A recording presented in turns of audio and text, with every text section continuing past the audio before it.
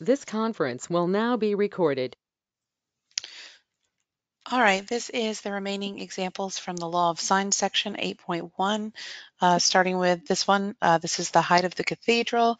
So a cathedral is located on a hill as shown in the figure. When the top of the spire is viewed from the base of the hill, the angle of elevation is 48 degrees.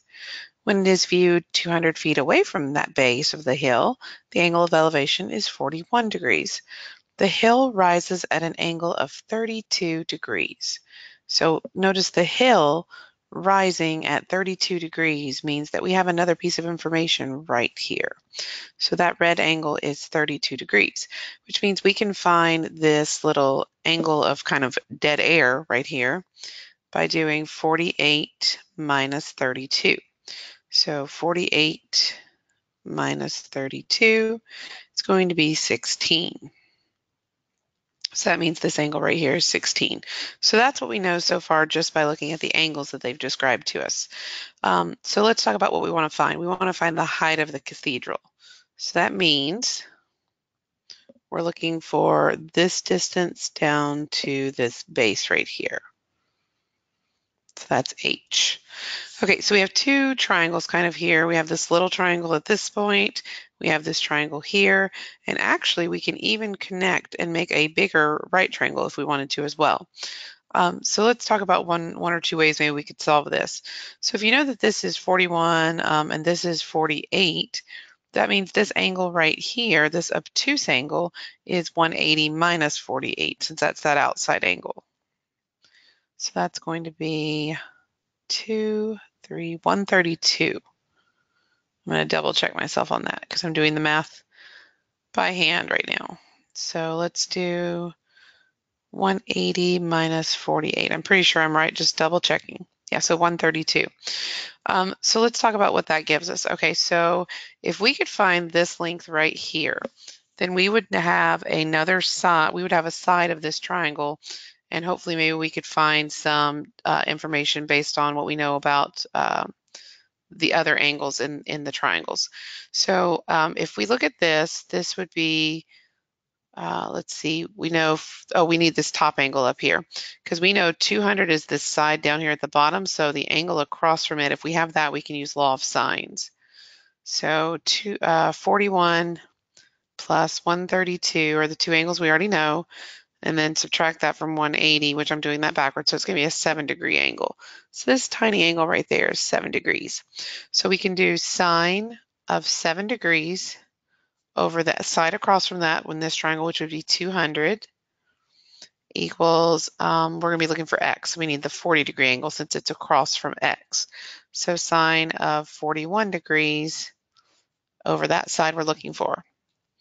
So let's work that out. So that is going to be 41 sine times 200, and then we'll divide that by sine of 7. So that is 1076.66. We don't want to round too early on that. So 1076.66. So that's this side right here.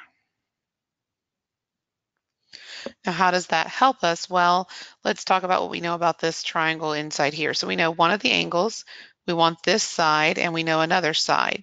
So if we could have this angle across from the 1076.66, we could use law of sines to figure out what's going on with that h. So if you imagine drawing this triangle down across here and connecting it down to here, that actually gives us a right angle. So we have this 32-degree angle in this green part. So we're looking at kind of made another triangle for ourselves right here. So this is 32, this is 90. We can find this angle up here in the green part by subtracting those from 180. And this is not the only way to solve this problem. This is just the way I'm going about it. So minus 32 and minus the 90, that gives me a 58-degree angle right here. Now, what we know about this is a straight line, so we can find this angle now by saying 180 minus 58, which gives me 122. So this angle right here is 122 degrees. So by law of sine, since we know the side across from the angle of 122, and we know the angle across from h, we should be able to find h. So that would be sine of 122 over 1076.66 equals sine of 16 over the h. So that will cross multiply, and that'll give us the height of the cathedral. So sine of 16, and then that would be times the 1076.66, and then divided by the sine of 122. So that's 349.9. That rounds to 350 feet. So that is the height of that cathedral. So sometimes you do have to draw extra triangles. That's kind of the whole purpose behind seeing some different variations. Okay, this is another one that shows up in the homework, citing from a helicopter. So a helicopter hovers at an altitude of 1,000 feet above a mountain peak. And the altitude of that peak that we are measuring from is 5,210. So I'm going to go ahead and write that down here, even though I don't need it right away. But that means this right here, and this is definitely not drawn to scale. That's 5,210. That's the altitude of the green mountain that we're measuring from. A second taller peak is viewed from both the mountaintop and the helicopter. So notice they're measuring the angle of elevation is 18 degrees looking up, and the angle of depression is 43 degrees from that horizontal looking down. So it says approximate the distance from peak to peak. So peak to peak would be this side of this triangle. So to be able to find that, we're going to need to find some missing angles inside the triangle. So since this is been measured straight down, that means, and this is a horizontal, that means this is 90 degrees. That's also going to be true here. So 90 minus 43 is 47. So that means this angle inside here is 47. And 90 minus 18 will give us that angle. So that's 72. And then if we know the one across from 1,000, we can use law of sine. So we can add 72 and 47 and subtract that from 180. So that's 61. Okay, so if we do sine of 61 degrees over 1,000 equals sine of the angle across from x, so that is 47 degrees over x. If we cross multiply, that's 1,000 times sine of 47, and then divide that by sine of 61. So that's 836,196. Now, depending on how they want us to round that, if they want us to round it to, 2 decimal places, 1 decimal place, a whole number, I'm going to round it to a whole number here since they've done everything else in whole numbers. So it's going to be 836 feet. So you'll just have to look at your, of course, directions to see which way they want you to round it. Now it says approximate the altitude of the other peak. So this is kind of interesting. This is going to create another triangle because the altitude of this other peak, we don't know how far, we do know how far down this is below it, but we don't know how much this is stretching above it. So we're kind of looking for that height there. But we do know that this is 5,210 because that's level with that peak. So 5,210 plus whatever we find here will be the altitude of that triangle's extra piece. So this is a right angle because this is horizontal to vertical.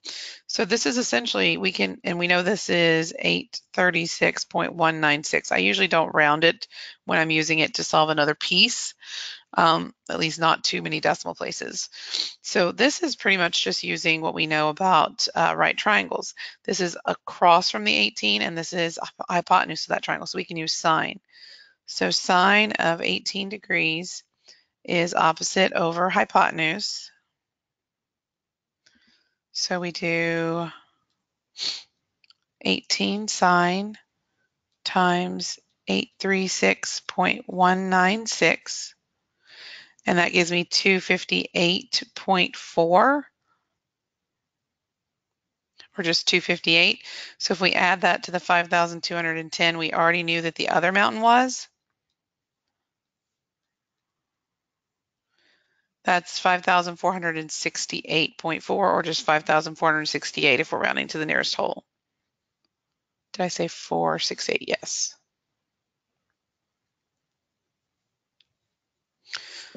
Okay, and then the last one from the notes was this one I have, like I said, was the slide that for some reason was hidden, but it is in the homework. We have this jet fighter, and we're going to be looking at what they've given us and what can we find from that right away. So because we know straight lines add up to 180, we can find these inside angles of this triangle, and I'm going to go ahead and do that for both. So 180 minus 153 is 27, and that's an angle that we're looking for. So what can we solve? Okay, so by finding this one, we should be able to find this inside angle here by using law of sines. So we would do sine of 27 degrees, and that would be over 16.7 equals sine of, we're going to call this alpha, over the 35.9. We're going to have to do an inverse function here since we're solving for an angle. So it's going to be sine inverse of 35.9 times sine of 27 over the 16.7. So let's first of all figure out what that fraction is. So 35.9 times sine of 27, then divided by 16.7.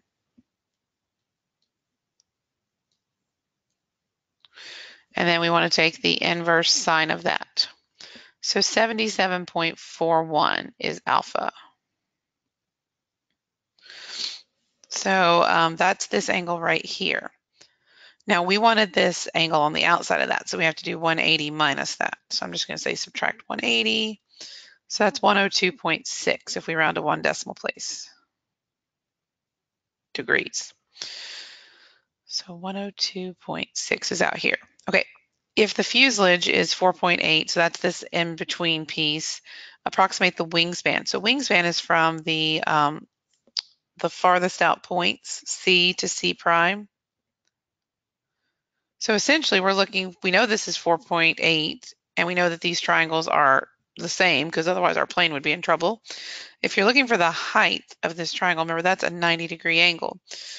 So what we can do is we can try to use our trig ratios, but the problem is we don't know this height. And what do we know? We do know the hypotenuse. So since this is a right angle, we can use opposite and hype of the 27. So sine of 27 degrees equals h over 35.9. So we'll times sine of 27 times 35.9. That gives me 16.3 for the height here, and that's in feet. This is also going to be 16.3, and this is 4.8. So we're just adding those three together to get the wingspan. So 16.3 doubled plus the 4.8. So 37.4 feet is the wingspan of that plane. And then it says approximate the area of the triangle. Well, to find the area of the triangle, you need a formula for triangle's area. So that's area equals 1/2 base times height. So I'm going to redraw one of the triangle wings right here. So the height we just found was 16.3. So we need this base. We need to know how long this is. And what we know is that this is 27, and this is 77.41. And we know this is 35.9 and this is 16.7. So we're kind of solving the missing side of this triangle. So we need this angle up here to be able to use the law of sines to find the side down here. So 27 plus 77.41, subtract that from 180. So that's 75.59. So we can do sine of 75.59 over, we're going to call this y, equals, and I'm going to use one of my given ones, so I'm going to use the sine of 27 over 16.7 again. So let's solve that. So 75.59 sine times 16.7, and then divided by sine of 27. So that's 35.63 for this. So to find the area of the triangle, we would say the area is 1/2 the base times the height. So 16.3 times 35.63, and then we cut that in half.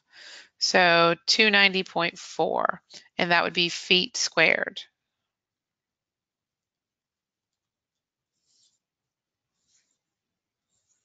All right, so that's the end of those notes.